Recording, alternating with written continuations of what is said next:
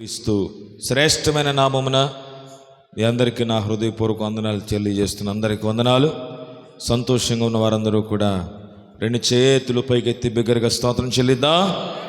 హల్లెలూయా. ఉదయకాల సమయంలో దేవుని వాక్యాన్ని ధ్యానించే అవకాశాన్ని మన ప్రభు మనందరికీ అనుగ్రహింపచేశాడు.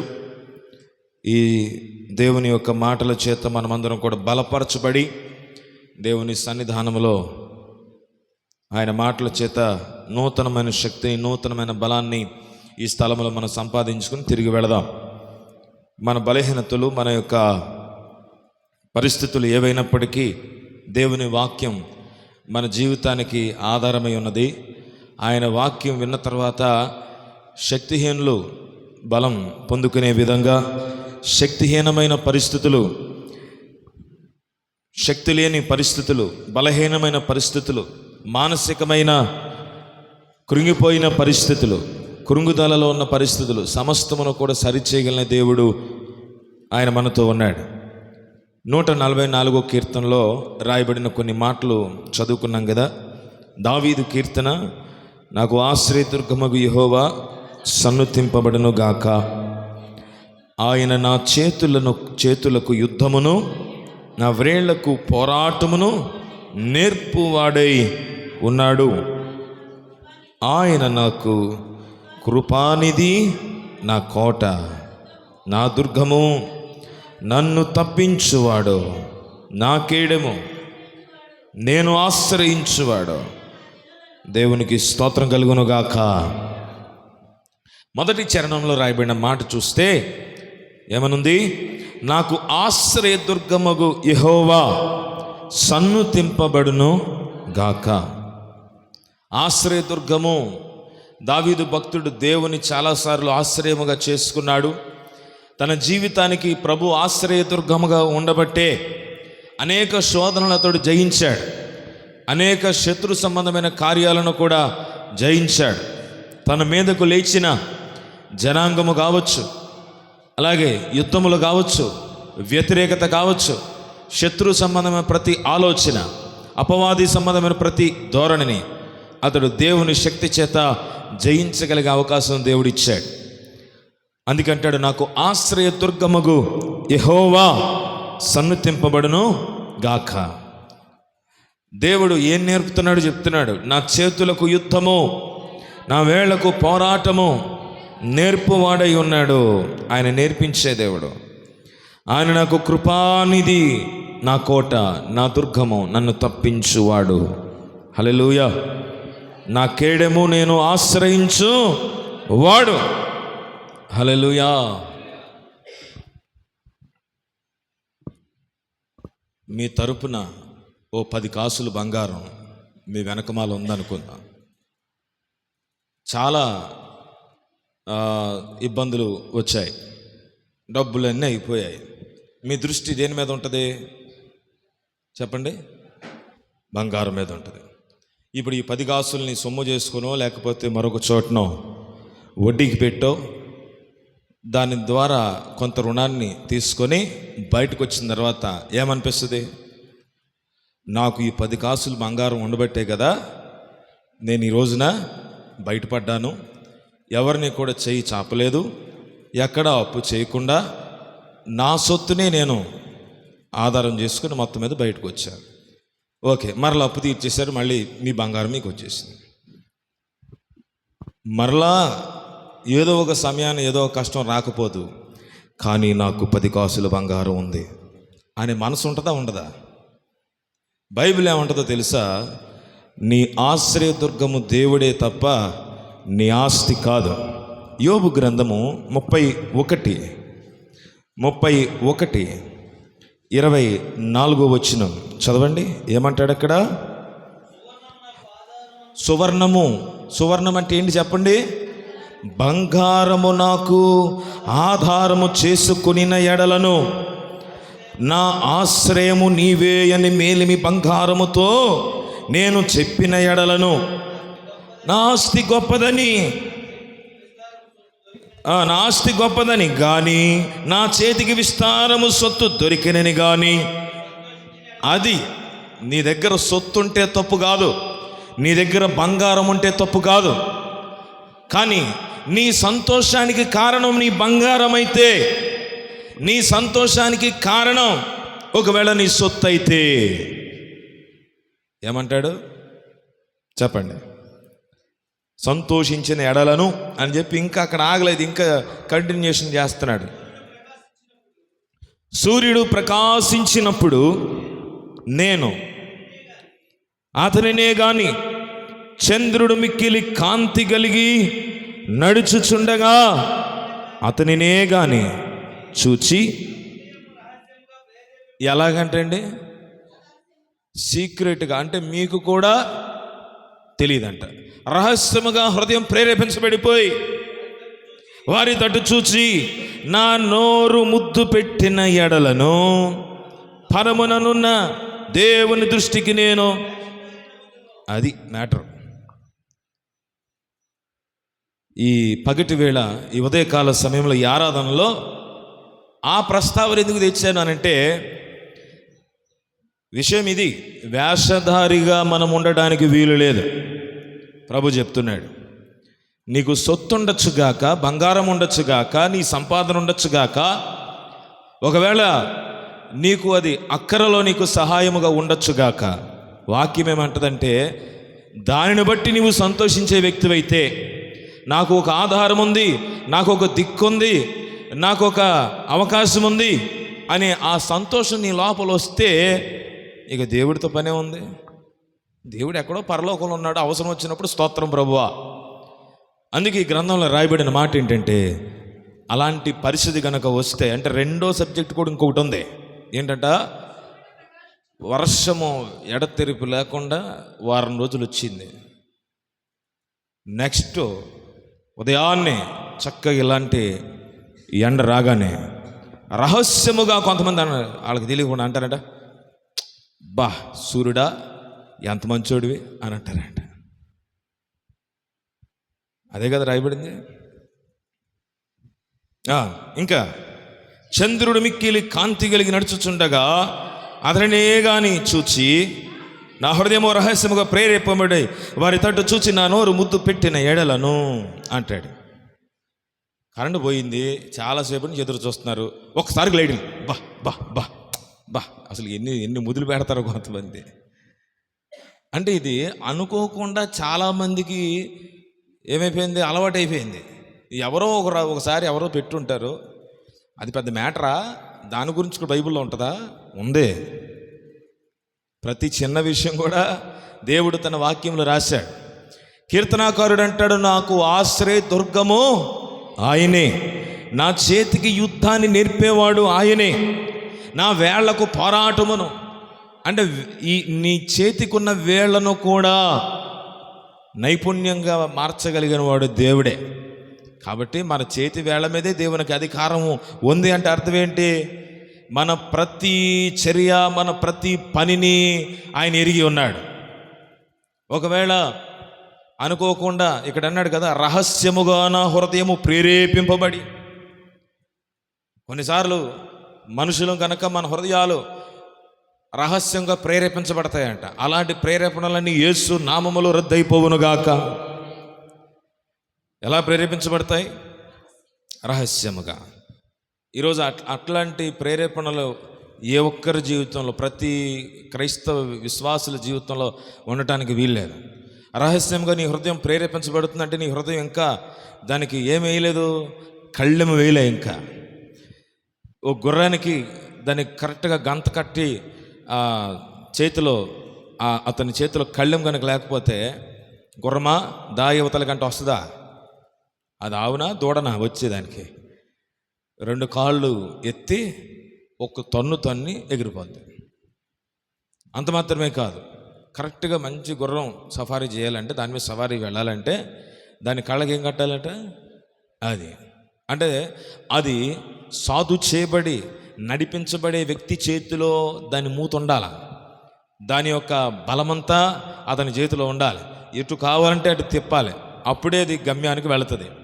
లేకపోతే గమ్యం లేని ఒక ప్రయాణం చేస్తుంది, ఎటు వెళ్ళిపోతుందో తెలియదు. గమనించాలి. అలాంటి గమ్యం లేని ప్రయాణములు దేవుని బిడ్డలు చేయడానికి వీలు లేదు. అందుకే రహస్యముగా ప్రేరేపింపబడి కొన్నిసార్లు చంద్రుని చూసి చందమామా అని ఒక ముద్దు, సూర్యుడా ఈరోజు వచ్చావా అని ఒక ముద్దు, కరెంట్ రాగానే ట్యూబ్ లైట్కి ఒక ముద్దు. ఏమండి, దేవుని బిడ్డలు దేవుని మాత్రమే కనపరచాలంట. ఏ సందర్భమైనా యేసయ్యా స్తోత్రం అని చెప్పగలిగే అలవాటు మనం కలిగి ఉండాలి. ఇప్పుడు మొదటి సబ్జెక్ట్ ఏంటంటే ఏమన్నాడు? సువర్ణము బంగారము నాకు ఆధారము అనుకొని నీ ఎడలను. ఏమంటే బంగారం ఉన్నందుకు కాదు, ఇక్కడ నాకు ఇదే ఆధారం అని కనుక నువ్వు అనుకున్నావా, లాస్ట్లో ఏమంటాడు? వేషధారివి, జాగ్రత్త. నీ సొత్తు నీ సంపద నీకు ఆధారమని నీవెన్నడు అనుకోవడానికి వీలు లేదు. అది ప్రభు ఇచ్చాడు, కానీ దేవుడే మనకు ఆధారము. హల్లెలూయా. అంత మాత్రమే కాదు, నా ఇబ్బందిలో నాకు ఒక సమస్య తీరడానికి నాకు ఒక ఆధారం ఉంది అని ఏమాత్రం సంతోషం వచ్చినా కూడా అది కూడా తప్పినట్ట. ఏమండి, రాకుండా పోదుగా, అందుకే రాకూడదని చెప్తున్నాడు. అలాంటి ప్రార్థన కూడా మనం చేయగలగాలి. అవును ప్రభువా, ఇలాంటి చిన్న చిన్న విషయాల్లో కూడా మా హృదయాలు రహస్యముగా ప్రేరేపించబడి కొన్నిసార్లు మాకున్న ఆధారాలను బట్టి, మాకు వచ్చే ఆదాయాన్ని బట్టి, రాబడిని బట్టో దేనిని బట్టో కొన్నిసార్లు సంతోషించే హృదయంగా ఉంటుందేమో. అలాంటి హృదయం మాకొద్దు. నిన్ను బట్టి మాత్రమే మేము సంతోషించాలి. హల్లెలూయా.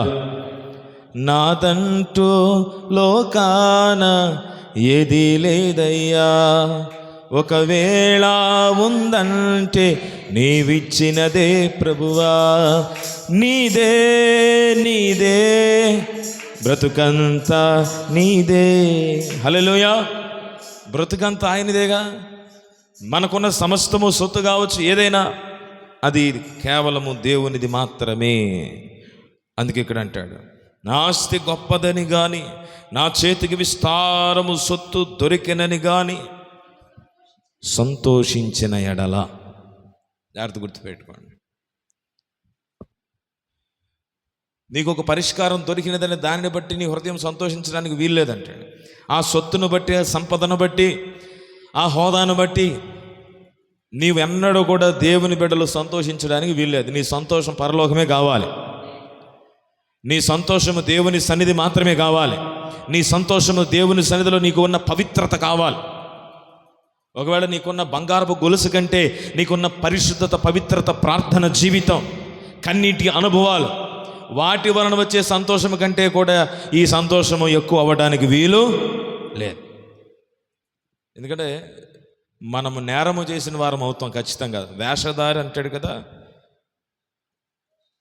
పరమునున్న దేవుని దృష్టికి నేను, మనుషుల దృష్టికి మనం మామూలుగానే ఉంటాం. భక్తులమే, విశ్వాసులమే, దేవుని బిడ్డలమే, ప్రభుని ప్రేమించేవారండి, వాళ్ళ ఎంత భక్తి పరులో, ఎంత చక్కగా ప్రార్థన చేస్తారో అని ఇతరులు చెప్పచ్చు. కానీ పరమునున్న దేవుని దృష్టికి వేషధారులం అవుతాం. జాగ్రత్త. కాబట్టి అలాంటి భక్తిని దేవుడు కోరట్లేదు.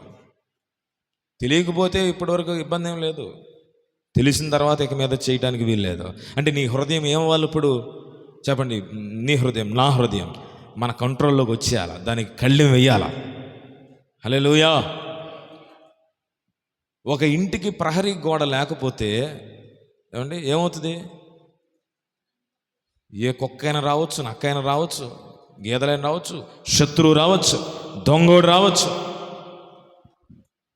అలాగే ఒకని యొక్క హృదయం తన యొక్క చేతులు లేకపోతే, ఓ ఇంటికి ప్రహరీ గోడ లేకపోతే ఎలాంటిదో, అతని హృదయం అతని చేతిలో లేకపోతే, మన చేతిలో అంటే దేవుని సహాయంతో దాన్ని కంట్రోల్ చేయకపోతే, స్వాధీనపరుచుకోకపోతే పలు రకాలుగా పోతుంది. ఇక్కడ రాశాడుగా, రహస్యముగా ప్రేరేపించబడి, తెలియకుండానే రహస్యంగా ప్రేరేపించబడి దేవుని కార్యములు చేస్తే ఎంత సంతోషమో, కానీ దానికి ప్రేరేపించబడదు హృదయం కదండి. దేవుని కార్యముల కొరకు హృదయం ప్రేరేపించబడదు, బలవంతం చేయాలి కొన్నిసార్లు. కానీ ఈ లోక సంబంధమైన విషయాలు చేయడానికి మాత్రం చాలా చక్కగా ప్రేరేపించబడుతుంది. నలుగురు ఇలా చేస్తున్నారు, వారితో పాటు మనం కూడా ఇలాగే చేద్దాం. అందరూ ఇలా పోతున్నారు, మనం కూడా ఇలాగే పోదాం, ఆ మార్గంలో పోదాం.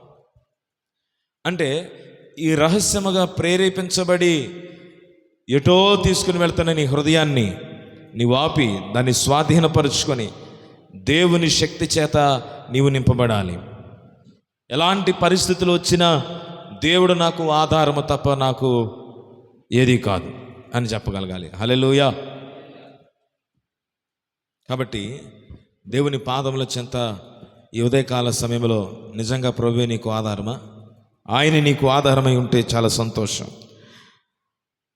అవును, ప్రభు మాత్రమే నాకు ఆధారము, ఆయన మాత్రమే నాకు ఆశ్రయము, నేను ఆయన బట్టే సంతోషిస్తాను అని ధైర్యంతో చెప్పగలిగేవారు ఎవరైనా ఉంటే బిగ్గరగా స్తోత్రం చెప్తారా? ఇంతేనా? నేను ఎన్ని మాటలు చెప్పాను, అయినా మీరు ఇప్పుడు చెప్పండి. దేవుడే గనుక నాకు ఆధారం అనే ఆలోచన మీకు ఉంటే, ఎలాంటి పరిస్థితులు ఉన్నా, సొత్తు ఉన్నా లేకపోయినా, ఒకవేళ అనొచ్చు, పాస్టర్ గారు మీరు ఉందంటున్నారు, మాకు ఏమి లేదండి, లేకపోతే ఇంకా అసలు గోల లేదు కదా, సమస్య లేదు, సంపూర్ణంగా దేవుని మీద ఆధారమే, ఇక విశ్వాసంతో నడవగలిగే అవకాశం దేవుడు అనుగ్రహిస్తే ముందుకెళ్ళడం, లేకపోతే ప్రభు వైపు చూడటం, అది కూడా చాలా సంతోషకరమైన జీవితం. కనుక ప్రభు మాత్రమే నాకు ఆధారం. సొత్తు ఉన్నా, సంపద ఉన్నా, సంపద లేకపోయినా, సొత్తు లేకపోయినా, రాబడి ఉన్నా, రాబడి లేకపోయినా, ఏది ఉన్నా లేకపోయినా, నా ప్రభువును బట్టి మాత్రమే నేను సంతోషిస్తానని చెప్పగలిగేవారు మీ కుడి హస్తం పైకెత్తి స్తోత్రం చెప్పండి. మరొకసారి చెప్తాం, హల్లెలూయా. 144వ కీర్తనలో దావీదు అంటున్నాడు, ఆశ్చర్యదుర్గముగు యెహోవా సన్నుతింపబడునుగాక. ఆ తర్వాత మరికొన్ని మాటలు చూస్తుంటే ఈ వాక్యంలో మరికొన్ని విషయాలు రాయబడ్డాయి, వాటిని జ్ఞాపకం చేసుకుందాం. చూడండి, 14 వచనం అంటాడు, మా ఇట్లు గొప్ప బరువులు మోయగలవి, మా వీధులలో చొరబడుటైనను ఉరుకులు ఎత్తుటైనను లేదు, వాటిలో శ్రమ గలవారి మొర్ర వినబడుటైనను లేదు. వాళ్ళ వీధుల గురించి అతను మాట్లాడుతున్నాడు. మా వీధి ఎంత గొప్పది, మా ఊరు ఎంత గొప్పది, మా కుటుంబం ఎంత గొప్పది, ఇట్టి స్థితి గలవారు ధన్యులు, యెహోవా తమకు దేవుడు కాగల జనులు ధన్యులు. చూడండి, 13వ వచనంలో కూడా అంటాడు, మా కొట్లు నింపబడి పలు విధములైన ద్రవ్యములకు నిరుదులుగా ఉన్నవి, మా గొర్రెలు 1000 కొలదిగాను 10,000 కొలదిగాను మా గడ్డి పేళ్లలో పిల్లలు వేయించు. ఇంకా దానికంటే ముందు అంటాడు, మా కుమారులు యవన కాలమందు ఎదిగిన మొక్కలో, కుమార్తెలు నగరునికై చెక్కిన మూల కంబములో. మొత్తం వాళ్ళ ఫ్యామిలీ డీటెయిల్స్ అని చెప్తున్నాడు ఇక్కడ. మా కుమారులు ఎలా ఉన్నారు, మా కుమార్తెలు ఎలాగ ఉన్నారు, మాకు కలిగిన గొర్రెల మంది ఇలాగుంది, మా కొట్లు నింపబడుతున్నాయి, మా వీధులు ఇలాగున్నాయి. ఎక్కడ చూసినా సమాధానము, సంతోషము, దేవుని సన్నిధి. అందరూ స్తోత్రం చెప్దా. దేవుని సన్నిధి ఉంటే ఎలాంటి దీవెనో, ఎటువంటి ఆశీర్వాదం ఇక్కడ చెప్పాడు. ఇదంతా కూడా దేవుడు అనుగ్రహించేది, ప్రభు అనుగ్రహించేది. కాబట్టి కలిగి ఉండటం నేరం కాదు, నీ దగ్గర బంగారం ఉండటం తప్పు కాదు, సొత్తు కలిగి ఉండటం తప్పు కాదు. దానిని ఆధారముగా భావించి దానివల్ల సంతోషించే హృదయం ఉంటే అది దేవుని దృష్టిలో వేషధారిగా మారే అవకాశం ఉంది. అందుకే యోబు గ్రంథంలో చదువుతున్నాం, నేను పరమునున్న దేవుని దృష్టికి వేషధారినవుతాను. కాబట్టి మన ఆధారము దేవుడు మాత్రమే కావాలి. ఇప్పుడు ఇక్కడ చెప్పాడు కదా, ముగింపులు ఏమంటాడు, ఇట్టి స్థితి గలవారు ధన్యులు, యెహోవా తమకు దేవుడు కాగల జనులు. అందరూ స్తోత్రం చెప్దామా? అంటే ఇలాంటి స్థితికి కారణము ఆయనే, ఈ పరిస్థితి అనుగ్రహించిన వాడు ఆయనే, మా గొర్రెల మందను అభివృద్ధి పరచువాడు ఆయనే, మా కుమారులను స్థిరపరచువాడు, మా కుమార్తెను మూల కంబములుగా పెట్టినవాడు ఆయనే, మా వీధులు ఇలాంటివి అని చెప్పాడు. కారణం, దీనంతటికి దేవుడు కారణమై ఉన్నాడు. మా గ్రామాలను, మా ప్రాంతాలను, మా కుటుంబాలను ఆశీర్వదించే దేవుడు ఆయన మాకున్నాడు. హల్లెలూయా. కాబట్టి ఈ ఉదయకాల సమయంలో ఈ పునరుత్థానపు దీవెనల చేత నీవు నడిపించబడాలి. రహస్యముగా హృదయము ప్రేరేపించబడే పరిస్థితులు ఉంటాయి. ఎక్కడైనా మీ హృదయం రహస్యంగా ప్రేరేపించబడుతుందేమో. రహస్యముగా అంటే తెలియదు, ప్రేరేపించబడినట్టుగా కూడా తెలియదంట. అందుకే అట్లాంటి వాటన్నిటిని కూడా జయించడానికి దేవుడు తన శక్తిని ప్రతి ఒక్కరికి దేవుడు అనుగ్రహించునుగాక. అందుకే ప్రార్థన చేయాలి, ప్రభువా నా హృదయము రహస్యంగా ఎక్కడ కూడా ప్రేరేపించబడకూడదు, దేనికి కూడా నా హృదయం రహస్యముగా ప్రేరేపణ చెందకూడదు. ఒకవేళ ప్రేరేపించబడితే అది దైవ సంబంధమైన కార్యముల కొరకు మాత్రమే ప్రేరేపించబడాలి. ప్రభువుకి ఇచ్చే విషయంలో చెప్పండి గట్టిగా, ప్రేరేపించబడాలి. దేవుని పరిచర్య చేసే విషయంలో ప్రేరేపించబడాలి. మందిరం యొక్క పని విషయంలో ప్రేరేపించబడాలి. ఒకవేళ ప్రేరేపించబడితే దేవుని కార్యము తప్ప ఇక వేరే కార్యం కాకూడదు. ఎందుకంటే మనం ప్రభు దృష్టికి వేషధారులము అవ్వకూడదు. అందుకే అంటాడు నిర్గమకాండం 35వ అధ్యాయంలో, అక్కడ దీనికి రిలేటెడ్గా ఓ మాట చెప్పాలని నేను తలుస్తున్నాను. నిర్గమకాండం చూడండి ఒకసారి, 35వ అధ్యాయము. నిర్గమకాండం 35వ అధ్యాయంలో 5వ వచనం చదవండి.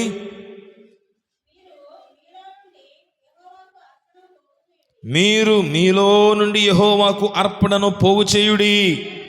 ఎట్లనగా బుద్ధి పుట్టిన ప్రతివాడు యెహోవా సేవ నిమిత్తము బంగారు, వెండి, ఇత్తడి. ఓకే, చాలు. ఇక్కడ చాలా సంగతులు చెప్పాడు. ఇక్కడ చాలా చాలా మెటీరియల్స్ కూడా చెప్పుకుని వచ్చాడు. వీటిని తీసుకొని రావెలెను అని చెప్పాడు. 9వ వచనం లాస్ట్లో ముగింపు అవుతుంది. 4 వచనాల్లో రాయబడిన ఈ మాటల యొక్క అర్థం ఏంటంటే, మొట్టమొదటిగా ప్రభు అంటాడు, ఇదిగో మీరు మీలో నుండి యెహోవాకు అర్పణము పోగు చేయడి. ఎలాగ తేవాలి దేవుని సన్నిధికి అర్పణ అంటే? ఎట్లనగా బుద్ధి పుట్టిన ప్రతివాడు అని చెప్పాడు. ఎవరంటే అండి? బుద్ధి పుట్టిన ప్రతివాడు అని చెప్పాడు. బుద్ధి పుట్టిన ప్రతివాడు అంటే తమ హృదయంలో తాము ప్రేరేపించబడిన వారు, తమ మనసులో దేవునికి ఇవ్వాలని ఆశ కలిగిన వారు. వారు ఏం తీసుకురావాలనేది ఒక పెద్ద లిస్టు రాశాడు. దేవుని సేవ నిమిత్తం, మందిరం యొక్క పరిచర్య నిమిత్తం, యాజకుల యొక్క అవసరతల నిమిత్తం, యాజకత్వం యొక్క కార్యక్రమముల నిమిత్తం దేవుని ప్రజలు ఎలాగ తీసుకురావాలో చెప్పాడు. అక్కడ బుద్ధి పుట్టిన ప్రతివాడు అని చెప్పాడు. మీలో బుద్ధి పుట్టిన ప్రతివాడు అని చెప్తూ ఇంకా వివరంగా కొన్ని మాటలు రాయబడ్డాయి. వాటిని కనుక గమనిస్తే ఇక్కడే 25వ అధ్యాయంలో కూడా 25:1 చదవండి. నిర్గమకాండం 25:1 చూడండి. నాకు ప్రతిష్ఠార్పణ తీసుకుని రండని ఇశ్రాయేలీయులతో చెప్పుము. ఎలా తీసుకురావాలంటే అండి, మనఃపూర్వకముగా అర్పించు ప్రతి మనుష్యుని యొద్ద దాని. ఓకే, ఇందాక ఏమన్నాడు? బుద్ధి పుట్టిన ప్రతివాడు అన్నాడు. బలవంతం లేదు. అలాగే బుద్ధి పుట్టిన ప్రతివాడు దేవుని సన్నిధికి తీసుకురావాలన్నాడు. ఇక్కడ 25వ అధ్యాయంలో అంటాడు, మనఃపూర్వకముగా అర్పించు ప్రతి మనుష్యుని యొద్ద. ఇది ఒక అర్హత. మనస్ఫూర్తిగా దేవుని యొక్క పని కొరకు రావాలి. దేవునికి కానుకను తీసుకొచ్చేదే కానీ, దేవుని కొరకు నీవు పని చేసేదే కానీ, ప్రభు నిమిత్తము చేసేది ఏదైనా ఎలా ఉండాలి? మనస్ఫూర్తిగా చేయాలంట. ఎవరో చెప్పారు, ఎవరో అడిగారు అనేదిగా ఉండటానికి వీల్లేదు. బుద్ధి పుట్టిన ప్రతివాడంటే తన బుద్ధి, తన స్వభావం, తన హృదయం, తన ఆలోచన, తన ప్రేరేపణే. పక్కనోడు సంగతి అతనికి అనవసరం కదండి. కానీ అదే మనమైతే, అంటే మనమైతే అని ఎందుకు అంటున్నానంటే జనరల్గా, అంతేగాని మిమ్మల్ని ఉద్దేశించి కాదు. నువ్వు ఎంత ఇచ్చావు, లేకపోతే వాళ్ళు ఎంత ఇచ్చి ఉంటారో, వాళ్ళు ఎంత వేసారో అప్పుడు మనం కూడా వేద్దాం. ఒకసారి ఎవరో ఒక ఆయన, అయ్యా పాస్టర్ గారు ఇదిగోండి అని ఒక 7,000 ఇచ్చాడంట.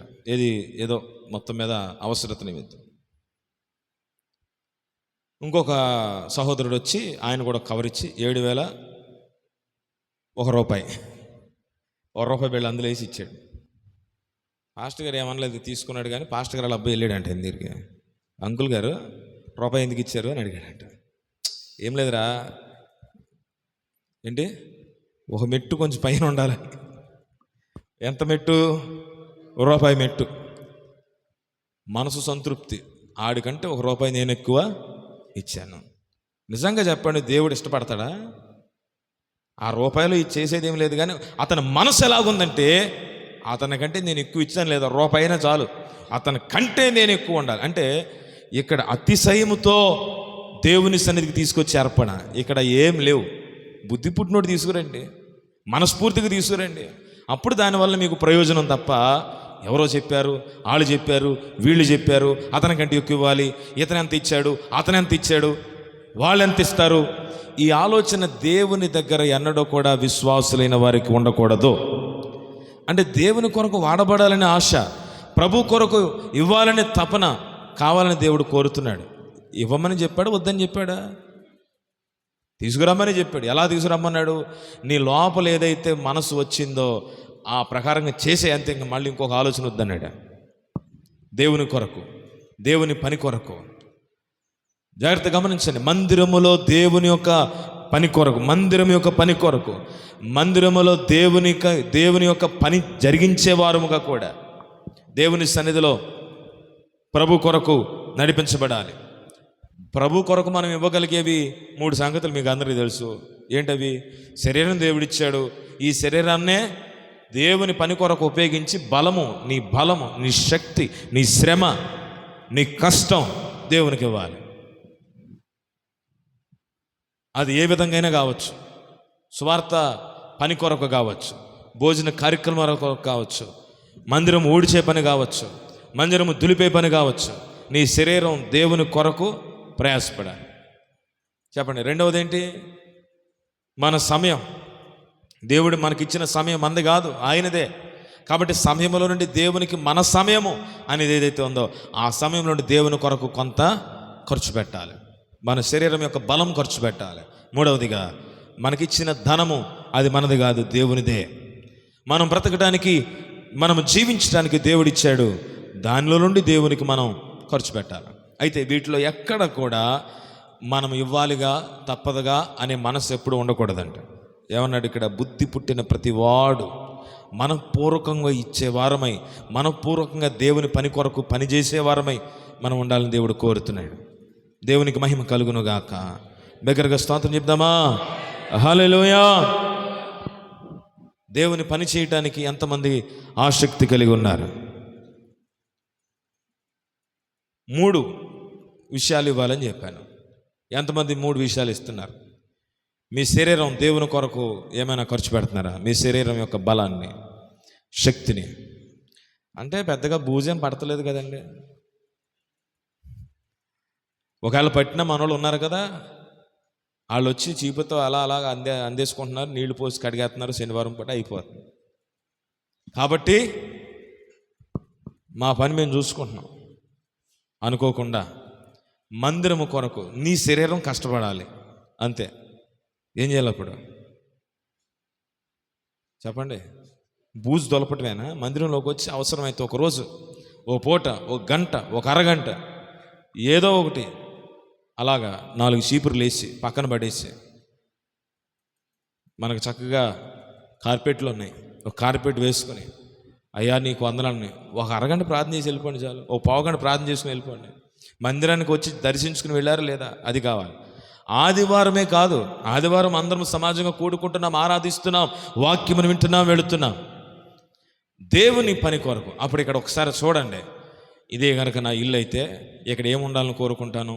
ఈ బూజు ఇక్కడ ఉంటే నేను కోరుకుంటానా? ఇది ఇలాగుంటే నా మనసు ఒప్పుకుంటుందా? ఒకసారి ఒక లుక్ వేయండి, ఒక అరగంట వచ్చి ఏదైనా సరి చేయవలసింది ఉంటే సరి చేసి వెళ్ళిపోండి. దేవుడు ఏదైనా ప్రేరేపణ ఇస్తే చేసేయండి. దేవునికి స్తోత్రం చెబుదామా? హల్లెలూయా. అది దేవుని పని కాదా? చెప్పండి. దేవుని పని. ప్రార్థన చేయడం కూడా దేవుని పనే కాదండి? అవునా కాదా? ప్రార్థన చేయడం కూడా దేవుని పని. ఎక్కడా? మందిరానికి వచ్చి, ఇంటికాడ కూర్చుని కాదు. అంటే మీరు ఇంటి దగ్గర ప్రార్థన చేయొద్దంటలా, అది మీ ప్రార్థన, మీ కుటుంబం, మీ వ్యక్తిగతం. మందిరంలోనికి నీవు ఒక విశ్వాసిగా, దేవుని బిడ్డగా వచ్చి సేవకుని కొరకు, సేవ కొరకు, విశ్వాసుల కొరకు, మందిరం కొరకు, పరిచర్య కొరకు నీవు ప్రార్థించే వ్యక్తివైతే నీవు దీపంలో నూనె పోసిన వ్యక్తివే. హల్లెలూయా. సమయం గురించి రాయబడిన మాట చదివితే చాలా అద్భుతమైనటువంటి సంగతి అక్కడ కనబడుతుంది. సమయంలో తీసుకుని తన తల్లి ఏలీ దగ్గర పెట్టి పరిచర్య కొరకు, మందిరం యొక్క పని కొరకు వదిలేసి వచ్చేసిందంట. దానికంటే ముందుగా ప్రార్థన చేస్తూ ఆమె చేస్తున్న ప్రార్థనలో ఎటువంటి స్వార్థము లేదు. అందరూ ఒకసారి స్తోత్రం చెప్దామా? దగ్గరగా చెప్పండి హల్లెలూయా. హన్నా గురించి ఓ సందర్భం చూద్దాం. సమూయేలు మొదటి గ్రంథము 1వ అధ్యాయము 12వ వచనంలో, ఏలయనగా హన్నా తన మనసులోనే చెప్పుకొని చుండెను, ఆమె పెదవులు మాత్రము కదులుచుండి ఆమె స్వరము వినబడకయుండెను గనుక ఏలీ ఆమె మత్తురాలై ఉన్నదనుకుని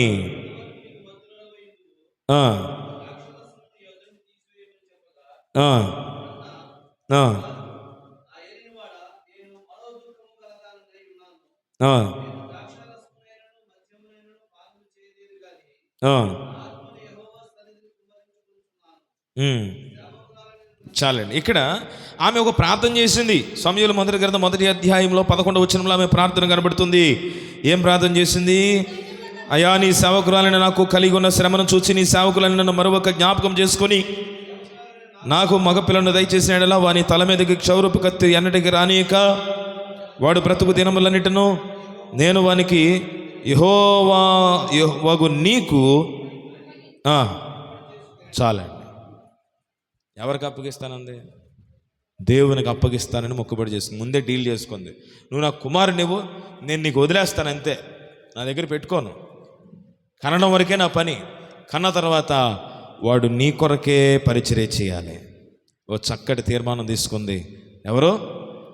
హన్నా. ఆమె అలాగా ప్రార్థన చేసిన తర్వాత దేవుడు ఆమె ప్రార్థన విన్నాడా లేదా? విన్నాడు. ఆమె ప్రార్థన చేసిన ప్రార్థన దేవుడు విని ఆలకించిన తర్వాత ఆమె 20వ వచనంలో ఏం చేసిందో రాయబడి ఉంది. గనుక హన్నా గర్భము ధరించి దినములు నిండినప్పుడు ఒక కుమారుని కని నేను యెహోవాకు మొక్కుకొని వీనిని అడిగితిననుకొని వానికి సమూయేలును పేరు పెట్టెను. ఎల్కానా అతని ఇంటి వారందరూ యెహోవాకు ఏటేటా అర్పించుటకును మొక్కుబడిని చెల్లించుటకును పోయిరి. అయితే హన్నా, బిడ్డ పాలు విడిచి వరకు నేను రాను, ఇంటికి రానన్నట. దేవుని సన్నిధిలో అర్పించి ప్రార్థన చేసుకుని వద్దామని మందిరానికి వెళ్ళారు. వెళ్ళిన హన్నా అంటదే, వీడు పాలు విడిచి వరకు నేను రాను. అంటే అప్పటి నుంచి కూడా ఎక్కడ పెంచింది? తల్లి అవసరం కనుక తల్లిగా వాడికి ఎంతవరకు అవసరం అంతవరకు వాడితోనే ఉంది. వాడికి పాలు ఇచ్చింది. పాలు విడిచి అన్నం తినే సమయం వచ్చిన తర్వాత ఏం చేశాడు? ఏం చేసిందంటే ఆమె 23వ వచనంలో అంటాడు, నీవు వారికి పాలు మాన్పించే వరకు నిలిచి ఉండుమో, యెహోవా తన వాక్యమును స్థిరపరచునగాక అని చెప్పి తన కుమారునికి పాలు మాన్పించే వరకు అతన్ని పెంచుచుండెను. పాలు మాన్పించిన తర్వాత అతడు ఇంకా చిన్నవాడి ఉండగా ఆమె ఆ పాలను ఎత్తుకొని 3 కోడెలను, 9 పిండిని, ద్రాక్షరసపు తిత్తిని తీసుకుని షిలోహులోని మందిరమునకు వచ్చెను. వధించి పిల్లవారిని ఏలి యొద్దకు తీసుకుని వచ్చినప్పుడు ఆమె అతనితో ఇట్లా నేను అప్పుడు అంటుంది, అయ్యా నేనే ప్రార్థన చేశాను, దేవుడు నా ప్రార్థన ఆలకించాడు, వీడు ప్రతిష్ఠితుడు, దేవునికి నేను అప్పగించేశాను అని తెలియపరిచిందండి. 11వ వచనంలో, 2వ అధ్యాయం 11వ వచనంలో, తర్వాత ఎల్కానా రామాలోని తన ఇంటికి వెళ్ళిపోయాను. అయితే ఆ బాలుడు యాజకుడైన ఏలి ఎదుట యెహోవాకు పరిచర్య ఎప్పుడు? బాలుడుగానే దేవుని పని కొరకు నియమించబడ్డాడు. గొప్ప సేవకుడైన సమూయేలు. బిగ్గరగా స్తోత్రం చెప్దామా? ఏలి కుమారులు యెహోవాను ఎరుగని వారే మిక్కిలి దుర్మార్గులై ఉండిరి. కారణం అదే. దేవుడు ఎందుకు ఏర్పాటు చేసుకున్నాడు సమూయేలుని? ఏలి కుమారులు పరిచర్య చేయడానికి వారు అనర్హులుగా ఉన్నారు, దుర్మార్గులుగా ఉన్నారు, భయంకరమైన పరిస్థితి వారు కలిగి ఉన్నారు. ఏమండి? వధించిన మాంసము ఉడుకుచుండగా యాజకుని వారు 3 ముండ్లు గల కొంకుని తీసుకొని, ఏమండి, ఇవన్నీ చాలా భయంకరమైన పరిస్థితులు వారు చేస్తూ ఉన్నారు. కానీ బాలుడైన సమూయేలు 18వ వచనం, వారు నారతో వేయబడిన ఎఫోదు ధరించుకొని యెహోవాకు పరిచర్య చేయుచుండెను. వాని తల్లి వానికి చిన్న అంగి ఒకటి కుట్టి ఏటేటా బలి అర్పించుటకు తన పెనిమిటితో కూడా వచ్చినప్పుడు దాన్ని తెచ్చి వానికి ఇచ్చుచు వచ్చాను. వాడికి కావలసిన ఆమె చూస్తుంది, కానీ వాడిని ఎక్కడ వదిలేసింది? చిన్న బాలుడిని తన పిల్లోడిని తీసుకుని దేవుని సన్నిధిలో వెళ్ళిపోయింది. దేవుని స్తోత్రం చెప్దామా? హల్లెలూయా. ఆమె వదిలి వెళ్ళిపోయింది. చూడండి, ఆ తర్వాత బాలుడగు సమూయేలు 21లో యెహోవా సన్నిధిని ఉండి ఎదుగుచుండెను అని రాయబడింది. ఏం చేస్తున్నాడు? ఎదుగుచుండెను. అంత మాత్రమే కాదు, 26లో బాలుడగు సమూయేలు ఇంకొని ఎదుగుచు యెహోవా దయయందును మనుషుల దయయందును వర్ధిల్లుచుండెను. బిగ్గరగా స్తోత్రం చెబుదా? హల్లెలూయా. చూడండి ఎంత గొప్ప ఆశీర్వాదం. తర్వాత 3వ అధ్యాయం 1వ వచనం చదవండి. ఇంకా బాలుడుగానే ఉన్నాడు, ఇంకా చిన్నపిల్లాడే సమూయేలు. ఏలి ఎదుట యెహోవాకు పరిచర్య చేయుచుండెను. 3వ వచనం, దీపము ఆరిపోకమునుపు సమూయేలు దేవుని మందస్సమునున్న యెహోవా మందిరములో పండుకొని ఉండగాను యెహోవా సమూయేలును పిలిచి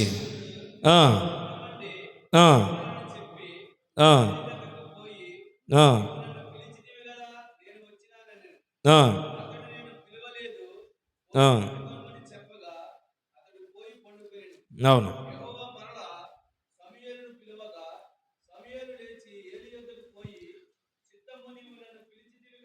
చాలండి, దేవునికి స్తోత్రం చెబుదా. దేవుడు సమూయేలును దర్శించు వరకు సమూయేలు ఎక్కడికి పోవాలి, అక్కడే ఉన్నాడు. దేవుడు సమూయేలును ఒక అర్హత కలిగిన ప్రవక్తగా, యాజకునిగా, దేవుని పని కొరకు ఒక సేవకునిగా నియమించుకునే వరకు అతడు దేవుని సన్నిధిలో కనిపెడుతున్నాడు. బాలుడుగానే దేవునికి తన తల్లి అప్పగించేసింది.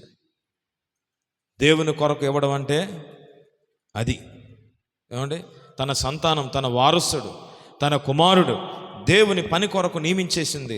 ప్రభు యొక్క పని కొరకు ఇచ్చేసింది. అతని మీద ఏ ఆశ పెట్టుకోలేదు, అతని మీద ఏ తలంపులకు లేవు. వీడు దేవునికి ప్రతిష్ఠితుడు, మనస్ఫూర్తిగా అనుకుంది, మనస్ఫూర్తిగా ఇచ్చేసింది. కుమారుడు దేవుడు అనుగ్రహించక మునిపే దేవునితో ఒక ఒప్పందం చేసుకుంది. ప్రార్థన చేసి అడిగింది, ప్రభువా నీవు అనుగ్రహిస్తే నేను ఇచ్చేస్తాను. వాడు నీవాడే. మనం కూడా ఎన్ని తీర్మానాలు చేస్తాం ఇలాంటివి. కొంతమంది ఉంటారు. ఓసారి ఒక పాస్టర్ గారితో ఒక ఆవిడ చెప్పిందంట, ఏమని, ఈసారి మాత్రం ఖచ్చితంగా బాప్తీసం తీసుకుంటా. అసలు బాప్తీసం మనకు కదా అవసరం, మనం పెట్టే ఎలాగుంటాయంటే, ఇప్పుడు హన్నా తన కుమారుని దేవునికి ఇచ్చిందంటే ఎవరికి ఉపయోగం? దేవునికి, సమాజానికి. ఆమెకు నష్టం, అవునా కదా? అంటే తనను సాకాల్సిన వాడు, తనను పోషించాల్సిన వాడు, అమ్మ రా బండెక్కు అనాల్సిన వాడు ఇంటికాడ లేకుండా ఎక్కడికో సేవకపోతే ఇంకా ఆమెకి ఉపయోగం ఏమింది? కానీ తన సమర్పణ దేవునికి ఇచ్చేయాలి. హల్లెలూయా. నీవు బాప్తీసం తీసుకుంటే దేవునికా ఉపయోగం, నీకా? ఏమండి, ఎవరికంటే ఉపయోగం? నేను బాప్తీసం తీసుకుంటే నాకు ఉపయోగం. బాప్తీసం తీసుకున్న తర్వాత రక్షణను నీవు కొనసాగించాలి. నీ సమర్పణ నీవు నిలబెట్టుకోవాలి. అది నిలబెట్టుకుంటే ఎవరికి ఉపయోగం? దేవుడికా మనకా? మనం వెళ్ళి ఆయనతో కూర్చుంటాం కదండి. మనం నిలబెట్టుకున్నంత మాత్రాన దేవునికి ఇంకా ఏదో కొత్తగా ఆయనకేం రాదు. వస్తుందా? ఆయనకి మహిమ ఇంక ఎక్కువ అవుద్దా? మనం ఏమన్నా నిలబెట్టుకుని ప్రభువా నేను వస్తాను అక్కడ దాకా, గమనించండి. కానీ మన యొక్క తీర్మానాలు, మన యొక్క ప్రార్థనలు ఎలా ఉంటాయో నేను చెప్పడానికి ఈ ఉదాహరణ చెప్తున్నాను. మాస్టర్ గారు ఇంకొక కార్యం ఉందండి, అది అయిపోయిన వెంటనే ఏం చెప్పిందంటే ఈవిడ, బాప్తిసం తీసుకుంటాం. తీసుకునే దేవుడి కోసం కాదు. అంటే దేవునిలో ఎదుగుతుంది, మంచిదే. కానీ లాభం ఈవిడికి.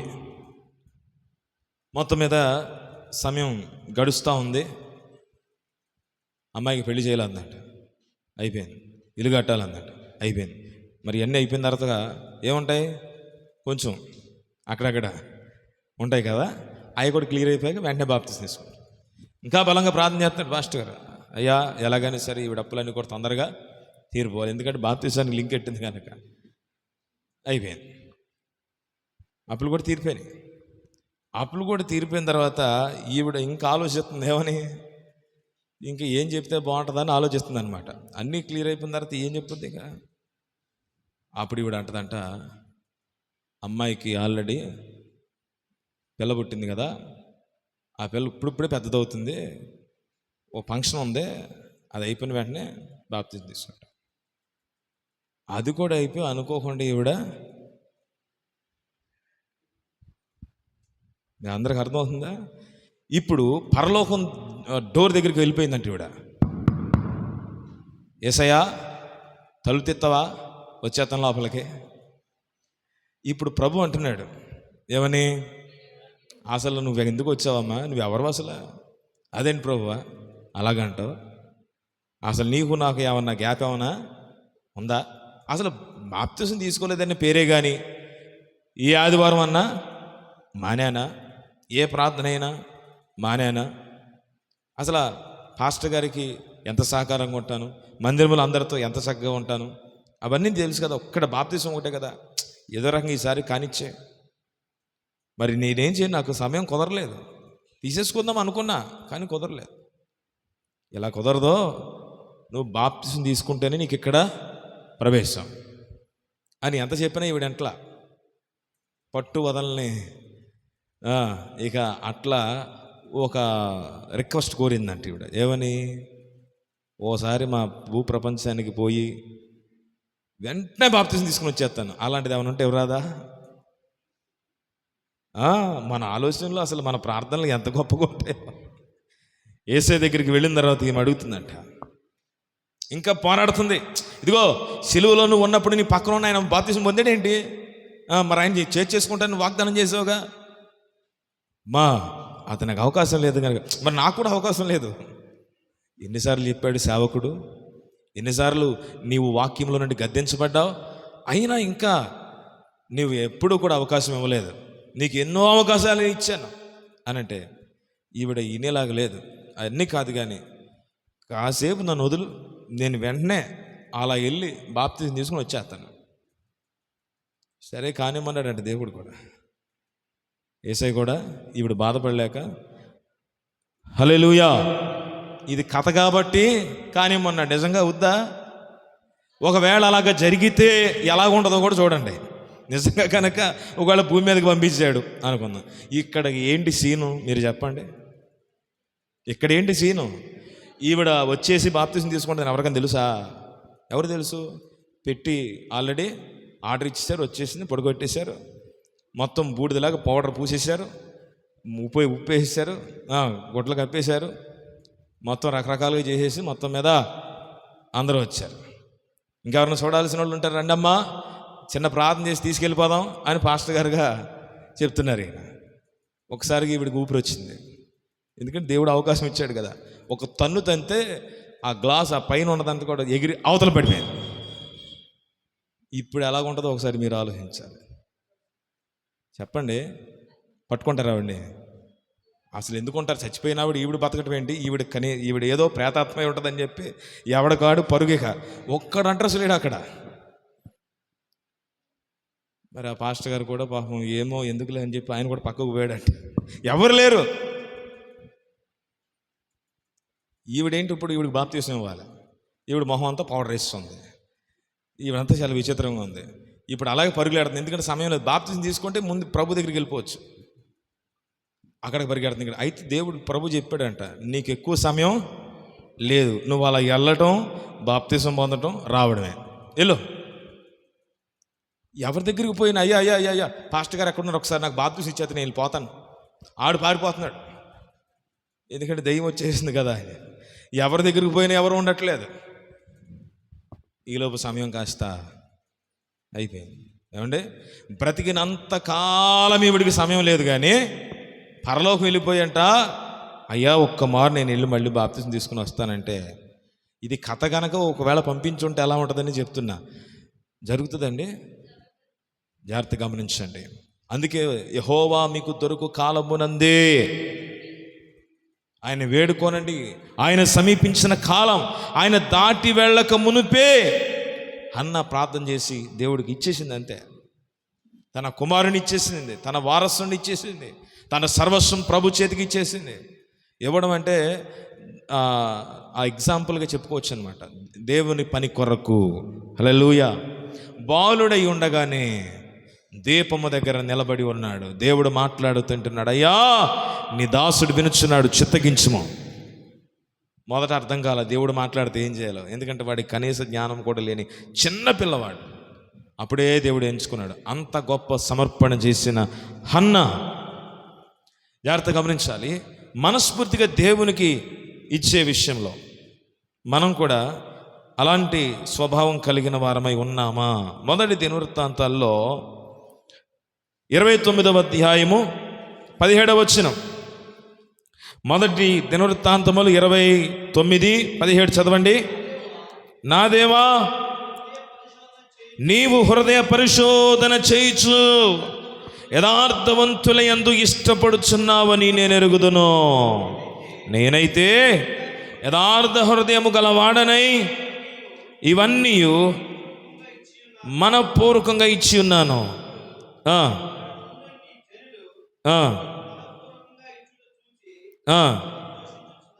దేవుని స్తోత్రం చెప్దాం, అందరం బిగ్గరగా చెప్దాం హల్లెలూయా. చూడండి, దావీదు అంటున్నాడు ఇక్కడ, నేను మనస్ఫూర్తిగా ఇచ్చాను ప్రభువా, నా జనులు కూడా మనస్ఫూర్తిగా ఇచ్చారు. నేనైతే యథార్థ హృదయము గలవాడని ఇవన్నీ మనపూర్వకంగా ఇచ్చి ఉన్నాను. ఇప్పుడు ఇక్కడ నుండి నీ జనులు నీకు మనపూర్వకంగా ఇచ్చుట చూచి సంతోషించుచున్నాను అని చెప్పాడు. అంటే దేవునికి పని చేసే విషయంలో అది ఏదైనా కావచ్చు. నేను ఈరోజు కానుకలనే దాని గురించి మాత్రమే చెప్పట్లేదు. దేవుని కొరకు నీ శరీరం పని చేయాలని కూడా చెప్తున్నా. నీ ధనం ఇవ్వాలి, నీ సమయం ఇవ్వాలి. ఇవన్నీ కూడా ఎలా జరగాలి? మనస్ఫూర్తిగా జరగాలి. హృదయపూర్వకంగా దేవుని కొరకు మనం పని చేయగలగాలి. దేవునికి స్తోత్రం కలుగునుగాక. మనస్ఫూర్తిగా అని చెప్పాడు. అందుకే మొదట చదివిన వచనాల్లో బుద్ధి పుట్టినవాడు అన్నాడు. అంటే తమ లోపల దేవుని కొరకు ప్రేరేపణ కలిగింది, ఆ ప్రకారంగా వారు చేయాలి. మరొక చోట ఏమన్నాడు? మనపూర్వకంగా అన్నాడు. అంటే మనస్ఫూర్తిగా, ఎక్కడ కూడా ఎటువంటి ఆలోచనకి ఏమి ఉండటానికి వీల్లేదు. దేవుని కొరకు పని చేసే విషయంలో, దేవుని కొరకు పరిచర్య చేసే విషయంలో, దేవుని కొరకు దేవుని మహింపరిచే విషయంలో. చూడండి 35 నిర్గమకాండం 35:21 చదవండి. ఇందాక చదివినటువంటి నిర్గమకాండం 35లో 21. తరువాత ఎవని హృదయము వాని రేపెను. చూడండి ఎంత చక్కటి విషయాలు ఇక్కడ మనం చదువుతున్నాం. ఎవని మనస్సు వాని ప్రేరేపించెనో వారందరూ వచ్చి ప్రత్యక్షపు గుడారము ఎదుట, గుడారము యొక్క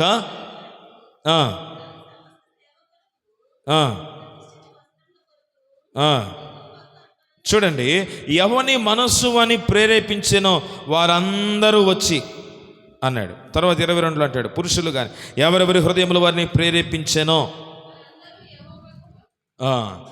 అంటే ఇక్కడ హృదయానికి అప్పగించాడండి. మీ హృదయం మిమ్మల్ని ప్రేరేపిస్తుందా?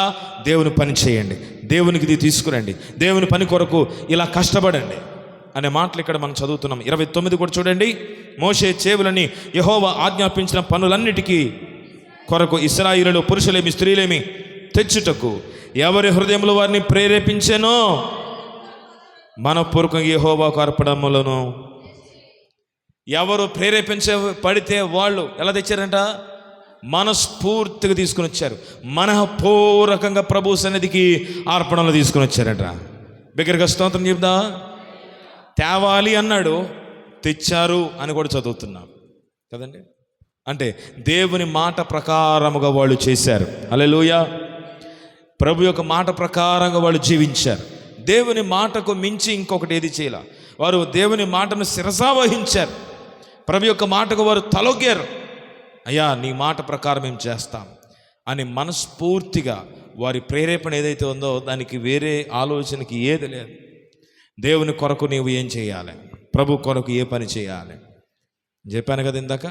ఏం లేదు, సింపుల్గా దేవుని మందిరములో నీవు అడుగుపెట్టి ఆదివారమునకు వేరుగా ఓ 10 నిమిషాలు, ఒక 5 నిమిషాలు, ఒక పావు గంట ప్రభు సన్నిధికి వచ్చి ప్రార్థించే వ్యక్తులుగా మీరు ఉండాలి. హల్లెలూయా. ఒకవేళ అలాంటి అనొచ్చు, తాళాలు ఎక్కడ ఉంటాయో తెలియదండి. అది కేవలం ఒక సాకు మాత్రమే. ఏమండి, ఒకవేళ మీ 10 కాసుల బంగారం ఇదే మందిరంలో పెట్టి తాళాలు ఎక్కడో పోయినా ఏం చేస్తారు? బద్దలు కొట్టేయండి, అవసరమైతే బద్దలు కొట్టేసి వేరే తాళం తెచ్చి వేసేస్తారు. అవునా? మీ నిధి ఇక్కడ ఉంది కనుక, దానికంటే గొప్ప ధననిధి ఇక్కడ ఉంది. దేవుని స్తోత్ర. అలాగని బద్దలు కొట్టమాకండి. ఒకవేళ కొట్టినా మళ్ళీ రిపేర్ చేయించండి, కొత్త సెట్ వేయించండి. ఒక 6 డజన్ తాళాలు తీసుకొని అందరికీ పంచిపెట్టండి. హల్లెలూయా. మనసుంటే మార్గం ఉంటుంది. అవసరమైతే ఒక 5 నిమిషాలు కష్టపడండి. రోజు అలవాటైంది అనుకోండి, అది పెద్ద సమస్య కాదు. డాక్టర్ గారి దగ్గర ఇంజక్షన్ చేయించుకోవాలి, ఆయన లేడు, ఏం చేస్తారు? అంతే, వచ్చేదాకా వెయిట్ చేయడమే. ఫోన్ చేశారు, ఎత్తలేదు, మళ్ళీ చేశారు. మీకు ఇంజక్షన్ కావాలి, ఆ ఇంజక్షన్ కోసం ఏదో ఒక తిప్పలు పడతారు కదా. దేవుని సన్నిధి అంతకంటే మించింది. గొప్ప ధననిధి గల ప్రదేశం ఇది. నీ హృదయాన్ని నింపగలిగిన ప్రదేశం ఇది. నీ మనస్సును తన వాక్యముతో నింపగలిగిన దేవుడు ఇక్కడ ఉన్నాడు. హల్లెలూయా. కాబట్టి ఆయన సన్నిధికి రావాలని తపన నీలో ఉంటే చాలు. ఎలా రావాలి? మనపూర్వకంగా రావాలా? దేవుని సన్నిధికి స్తోత్రం చెల్లిద్దా. హల్లెలూయా. కనుక ప్రతి ఒక్కరు కూడా సమయం తీసుకోండి. పెద్దవాళ్ళు, చిన్నవాళ్ళు, యవనస్తులు, ఎవరైనా సరే, ఇది ప్రతి ఒక్కరికి నేను తెలియపరిచేదే. ఇది మాకు కాదు, మనకు కుదరదు అని ఎవరు అనుకోవడానికి వీల్లేదు. వారానికి ఒక్కసారి కాకపోతే 2 వారాలకు ఒకసారి, అసలు లేదంటే నెలకు ఒకసారి ప్రారంభించండి. ఎందుకు మనకు అవ్వదు? మందిరం పట్ల నీకున్న శ్రద్ధ, దేవుని పట్ల నీకున్న ఆసక్తి. ఆదివారం మాత్రమే దేవుని సన్నిధికి వచ్చి వెళ్ళిపోయే వారంగా కాదు. కొందరు అన్యులు ఉంటారు తెలుసా? ఏమండి, వారానికి 3-4 సార్లు ఖచ్చితంగా వారు ఆలయాలకు పోతారు, ఖచ్చితంగా వెళతారు. టెన్షన్గా సమయం అసలు ఎక్కడ కూడా అటు ఇటు అవ్వకుండా అక్కడికి పోయి రకరకాల తిప్పలు పడి, అక్కడెక్కడన్నా ఫ్యాన్లు వేసి కూర్చోబెడతారా? ఏమండి, ఎన్ని తిప్పలు పడాలి? అటువంటి తిప్పలు, అటువంటి ఆచార కార్యక్రమాలు మనకు లేవుగా. అందరూ ఒకసారి స్తోత్రం చెప్దామా? హల్లెలూయా. మీ ఇళ్లలో కొంతమందికి ఇన్వర్టర్లు అని, కొంతమందికి లేవు, కానీ మందిరంలో ఉంది. ఫ్యాన్ వేసుకోండి, ప్రార్థన చేసుకోండి, ఎవరు కాదన్నారు? కనుక దేవుని సన్నిధిలో ఉన్న ఆసక్తి నీవు కలిగి ఉంటే ప్రభు సేవలో, ప్రభు యొక్క పనిలో నడిపించబడతావు. దీనికి మీకు ఇంకొక ఉదాహరణ చూపిస్తాను. కొత్త నిబంధనలో హన్నా అయిపోయింది, అన్న. లూకా 2. అన్న ప్రవక్త్రి ఏం చేసిందంట? దేవుని యొక్క పని జరిగిస్తూ ఉంది. ఎన్ని సంవత్సరాలు? మోస్ట్ సీనియర్ సిటిజన్ ఆవిడ. ఏమండి, చదువుదాం ఒక మాట. లూకా సువార్తలో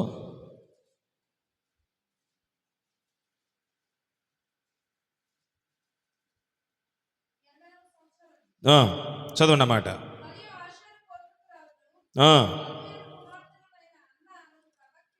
అన్న అను ప్రవక్తి ఉండెను. చూడండి, ఆమె కన్యాత్వము మొదలుకొని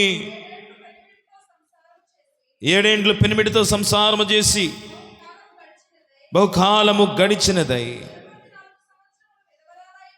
ఎన్ని సంవత్సరాలు అంటే అండి? 84 సంవత్సరాలు విధవరాలుగా ఉంది. 7 సంవత్సరాలు సంసారం చేసింది. ఇంకా కన్యాత్వం వరకు మరలా కొంత సమయం ఉంది. అంటే ఈవిడ ఎంత ప్లస్? అది 100 సంవత్సరాల పైన ఆవిడే మందిరాన్ని విడిచిపెట్టకుండా, చెప్పండి, ఎలాంటి ప్రార్థన చేసిందంట?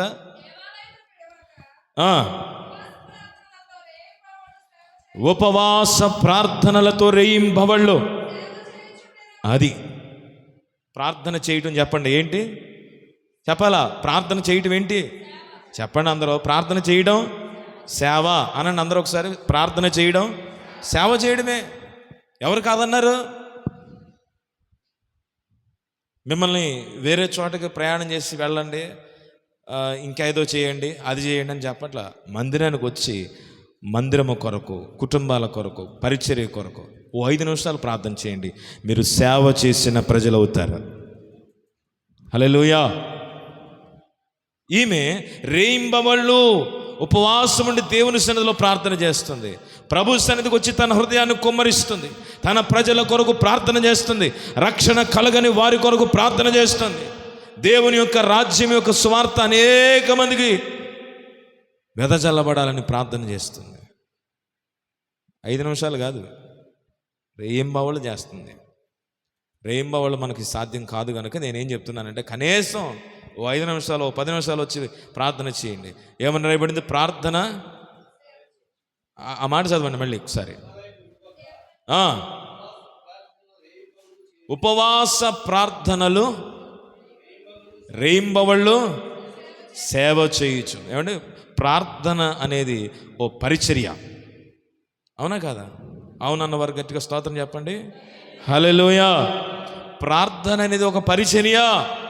Prayer is a ministry. ప్రార్థన అనేది దేవుని యొక్క పని.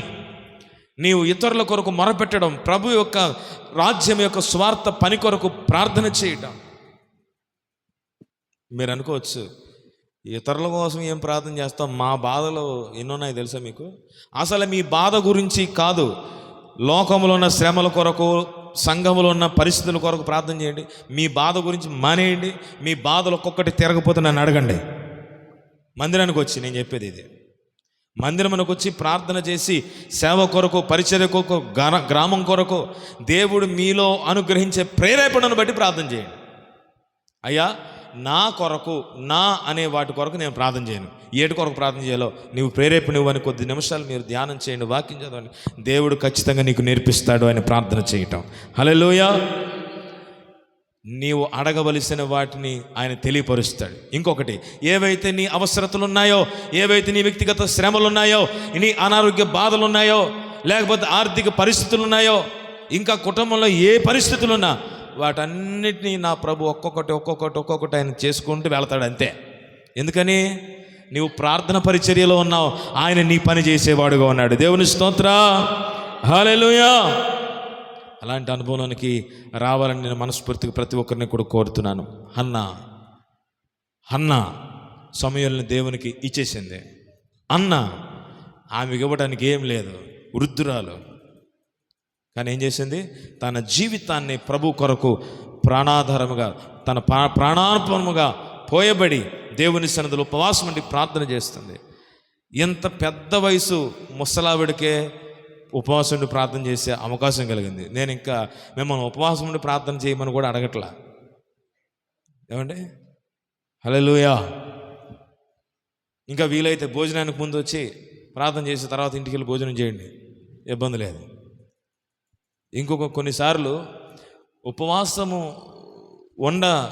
ఉండగలిగేవారు, లేకపోతే కొన్నిసార్లు దేవుడే వసూలు చేసేస్తాడు. తెలుసా మీకు? జ్వరం వచ్చినప్పుడు ఎన్నిసార్లు మీరు అన్నం మానేస్తున్నారు? లేకపోతే ఏదైనా సమస్య కలిగినప్పుడు ఎన్నిసార్లు భోజనం మానేస్తున్నారు? అవన్నీ ఉపవాసాలు కాదు, కాకపోతే చేయవలసి వస్తుంది కదండి. అందుకే ప్రభువా, ఎప్పుడు ఓపుకుంటే అప్పుడు అవసరమైతే ఒక పూట మానేసి నీ సన్నిధిలో ప్రార్థన చేసుకుంటానయ్యా అనే ఈ తీర్మానం కనుక మనం చేయగలిగితే ఆరోగ్యము అనుగ్రహించేవాడు ఆయనే. అందరూ సరే స్తోత్రం చెప్దామా? హల్లెలూయా.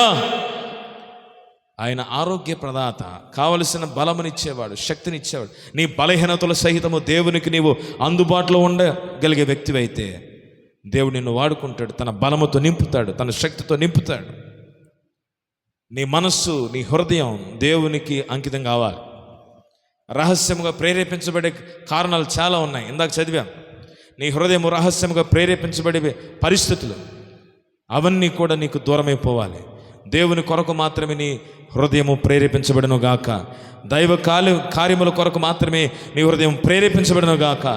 దేవుని పని కొరకు మాత్రమే నీ హృదయం పరితపించును గాక. మనస్ఫూర్తిగా నీ హృదయము దేవుని కొరకు అంకితం అవ్వాలి. అవునన్నవారు ఆమేన్ చెప్పండి. హల్లెలూయా. బిగ్గరగా స్తోత్రం చెప్దామా? హల్లెలూయా. ఈ ఉదయకాల సమయంలో దేవుని బిడ్డలారా, ప్రభు యొక్క సన్నిధిలో ఆయన పనిని మనం జరిగించగలిగే వారమై ఉండాలి. ఆయన పనిని జరిగిస్తే, ఆయన కార్యములు జరిగించగలిగితే ఉన్నతమైన సమస్త కార్యములు మన జీవితంలో అనుగ్రహించగలిగిన దేవుడు, అక్కర్లు తీర్చేవాడు, అవసరతలు తీర్చేవాడు, బలపరచు దేవుడు. ఉదయపు వేళ దేవుడు మనతో ఉన్నాడు, ఆయన మనల్ని నడిపించేవాడు కనుక ప్రభువా, హన్నా గొప్ప సమర్పణ చేసుకుంది, అలాంటి సమర్పణ జీవితం నాకు కూడా దయచే. ఆమె కుమారుని ఇచ్చింది. నీ జీవితంలో దేవుడు ఏది ఇవ్వాలో నీ శక్తిని బట్టి, సామర్థ్యాన్ని బట్టి దేవుడు నడిపిస్తాడు. అన్న ప్రవక్త్రిగా నీ సన్నిధిలో ప్రార్థన పరిచర్య చేసింది. అలాంటి అనుభవాల్లో కొన్ని అనుభవాలైనా నాకు దయచే ప్రభువా అని దేవుని సన్నిధిలో ప్రార్థన చేస్తే, మోషే కాలంలో చదివాం మనం కొన్ని మాటలు. ఇదిగో మీ హృదయంలో ప్రేరేపించబడిన వారు, మీలో బుద్ధి పుట్టినవాడు, మీ హృదయం మిమ్మల్ని రేపిన దానిని బట్టి అని చెప్పి తర్వాత అంటాడు, దేవుని యొక్క మనసును బట్టి వారు హృదయపూర్తిగా మనపూర్వకంగా వారు తమ అర్పణలు దేవుని సన్నిధికి తీసుకుని వచ్చారని రాయబడింది. వారికి ఎవరో చెప్పలా, వారి హృదయంలో ప్రేరేపించబడిన దాన్ని బట్టి ప్రభు చెప్పగా వారు ప్రేరేపించబడి దేవుని కొరకు ముందుకు వచ్చారు. ఉదయకాల సమయంలో క్రీస్తునందు ప్రియ దేవుని బిడ్డలారా, మీ హృదయాలు ప్రేరేపించబడాలని నేను కోరుతున్నాను. దేవుని పని కొరకు నీ హృదయం ప్రేరేపణ కలుగునుగాక. నీ హృదయంలో దేవుని పరిచర్య కొరకు ప్రేరేపించబడునుగాక. ప్రభు యొక్క పని కొరకు ప్రేరేపణ కలుగునుగాక. మనస్ఫూర్తిగా దేవుని కొరకు కార్యములు జరిగించుదురుగాక.